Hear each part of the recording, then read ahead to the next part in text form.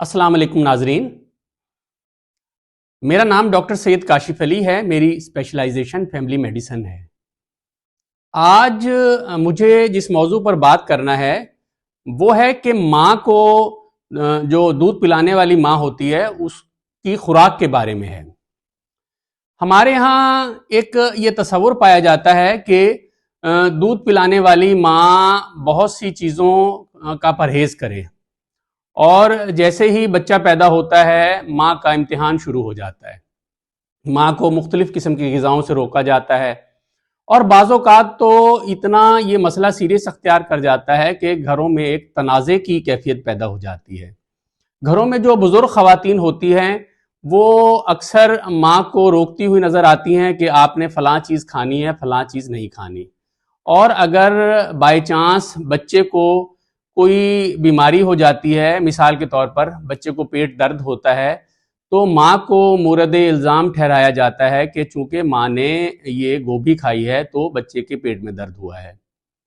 اور اگر بچے کو پخانے لگ جاتے ہیں تو چونکہ ماں نے چنے کھائے ہیں یا چنے کی دال کھائی ہے اس لیے پخانے لگ گئے ہیں۔ اگر بچے کی چھاتی خراب ہو گئی ہے تو چونکہ مالٹے ماں نے کھائے ہیں تو اس لیے ماں کی چھاتی خراب ہو گئی ہے، بچے کی چھاتی خراب ہو گئی ہے۔ تو یہ ایک بہت بڑی مت ہے جس کا سامنا ماں کو کرنا ہوتا ہے، اور ماں اس کی وجہ سے جو غذا کی کمی کا شکار ہو جاتی ہے، اور اس کی وجہ سے بہت زیادہ ذہنی دباؤ کا سامنا بھی کرتی ہے۔ اصل میں حقیقت تو یہ ہے کہ جب ماں بچے کو دودھ پلاتی ہے تو ماں کی غذائی ضرورت بہت زیادہ بڑھ جاتی ہے۔ اس ماں کو زیادہ غذا کی ضرورت ہوتی ہے۔ ماں کو 3 بڑے کھانے جیسے سب لوگ ہم کھاتے ہیں اس طرح سے ماں کو کھانا ہوتا ہے، اور اس کے علاوہ ماں کو 3 بار ان کھانوں کے درمیان کچھ مزید سنیکس کی صورت میں، پھلوں کی صورت میں لینا ہوتا ہے۔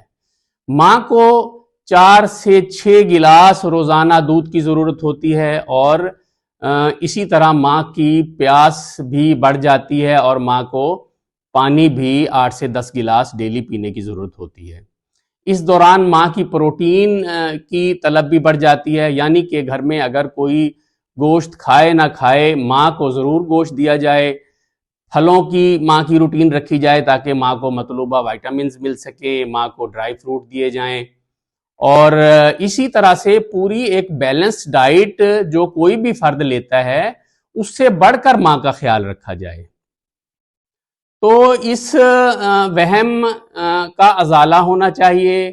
ماں کا کوئی پرہیز نہیں ہے، گھر میں جو اور کوئی شخص کھا سکتا ہے وہ ماں کھا سکتی ہے۔ تو اس بارے میں اس مت کا، اس وہم کا خاتمہ ہونا چاہیے۔ ماں کی غذا کا خیال رکھا جائے۔ ماں اگر صحت مند ہوگی تو بچہ صحت مند ہوگا، اور اگر ماں غذائی کمی کا شکار ہوگی تو اس کے نتیجے میں دودھ میں کمی آ جائے گی۔ تو میڈیکل سائنس اس بارے میں کسی قسم کا پرہیز ماں کے لیے وہ ریکمینڈ نہیں کرتی۔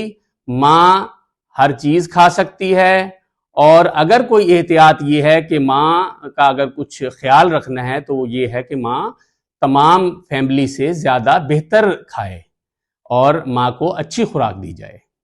جی بہت شکریہ، اپنا خیال رکھیے۔